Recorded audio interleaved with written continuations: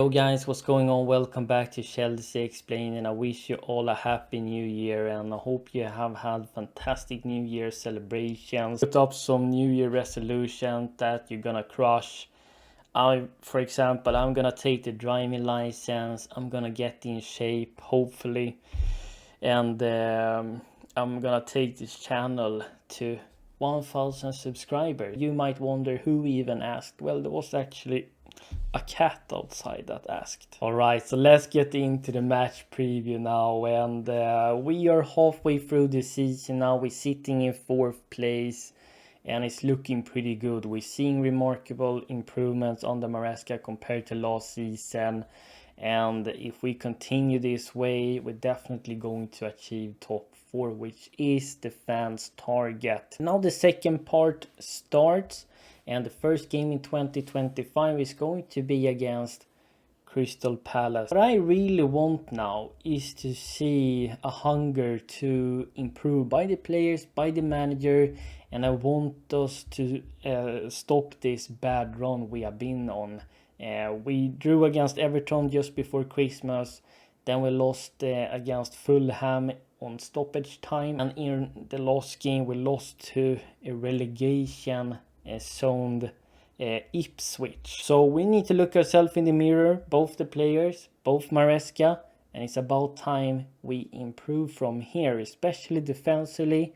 We need to get better at defending transition and in the wide areas. And in terms of going on into the final third, then what we need to improve there is Maresca needs to define how he wants to create chances and score goals, as I touched upon in recent videos.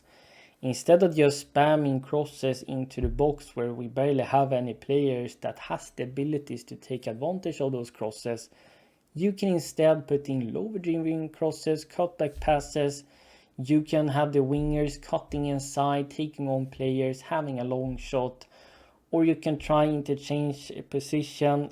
For example, the winger can interchange position with the half space player to confuse the opponents. We can have our wide center backs making underlapping runs to be even more unpredictable. There is a common theme in these recent games under the Christmas period, and that is that opponents has decided to put up a mid or a low block and be very compact in the middle, as well as doubling up on our wingers to isolate them. There's one thing Maresca mentioned in the press conference today that I'm not completely happy with. I mean, I can understand why he's mentioning this, because he maybe wants to take off pressure from the players and he only wants to focus what he can do in front of him game by game.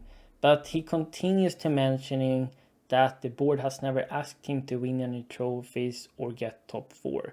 But what I am going to say is that we Chelsea fans, no matter what the board says, is demanding top 4 this season.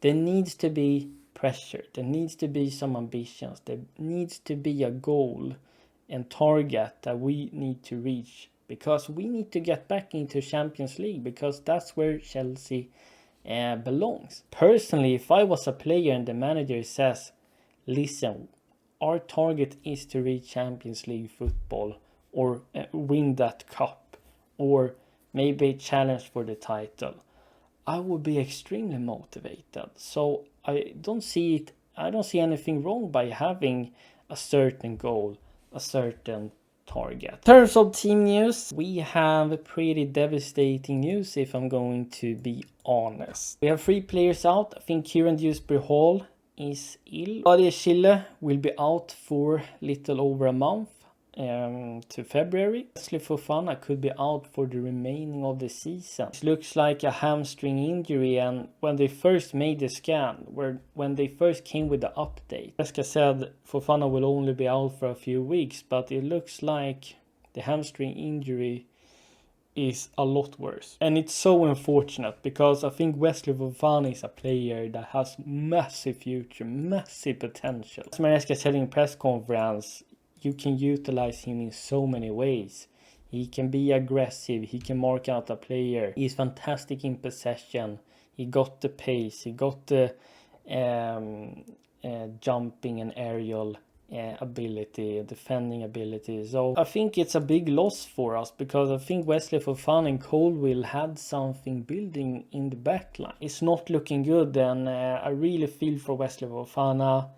But Chile, we have a lot of guys that is injury prone, and I can also fall into the trap of trying to blame someone for it. I mean, we have to understand that these players is playing on the elite level, and they putting their body under immense stress and pressure to stay at the highest level, and it's very easy to get injured. In terms of the positive updates, is that Lavia is soon back, and Reece James could actually feature and get a couple of minutes. And I'm not gonna cheer too much, because it's likely they can re-injure themselves since they both are injury prone players. I would like Maresca to integrate them back slowly.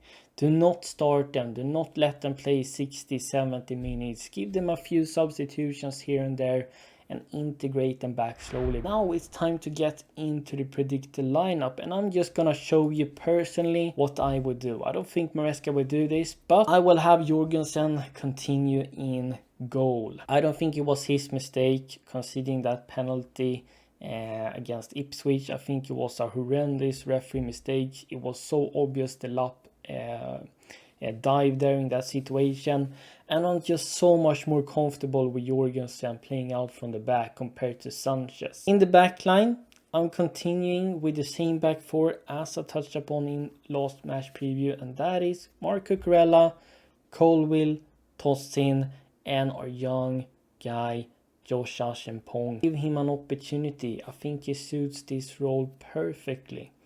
I don't really think Gusto fits this role. I don't think he's defensive solid enough to play this position. So therefore I will give Achimpong a chance, because I feel like we have nothing to lose, and he has also signed a new contract and he's massively talented. We will be Achimpong, Tosin, Colwill making that makeshift back three, and Cucurella steps up into the pivot. And in the midfield we're gonna have Enzo and Caicedo to continue, of course. I have noticed that Enzo is really struggling towards the later stages of the game. He's getting tired, he's getting unsharp, unfocused, and he's making a lot of mistakes.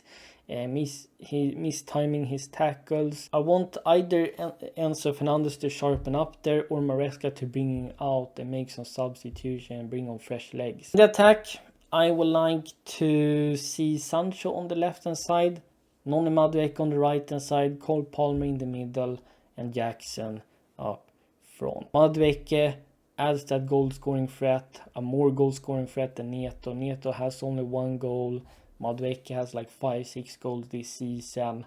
So I feel more confident with Madueke starting at the moment.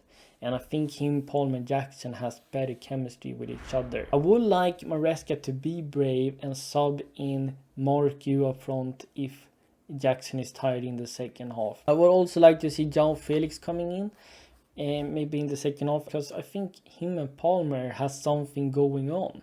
They have really good chemistry in finding each other. I have noticed that throughout the season. Maybe they got that sort of telepathic understanding. I also want to touch upon the Sassi. He had a very bad game, but it's Maresca that continues putting players in certain positions they cannot fulfill. The Sassi cannot fulfill that makeshift back three centre back in those wide areas. And that's why I think we're seeing poor performances from him. You're a manager, and you see that a player cannot play the role you're asking them to play in. Why continue forcing them there? I think that's why the Sassi looked pretty poor and made the mistakes. I think it would be much better if he just utilized as a normal center back. So I'm not gonna scapegoat him too much. I'm trying to understand the reasons why a player is performing bad. And to briefly summarize Oliver Glasner's Crystal Palace, they are all about defensive structure in a mid-block, pressing, being aggressive, and they have fluid transitions through the midfield that link in with the attack. They love having wingers cutting inside. Also like to utilizing the half spaces by playing the wing backs behind the back line out wide.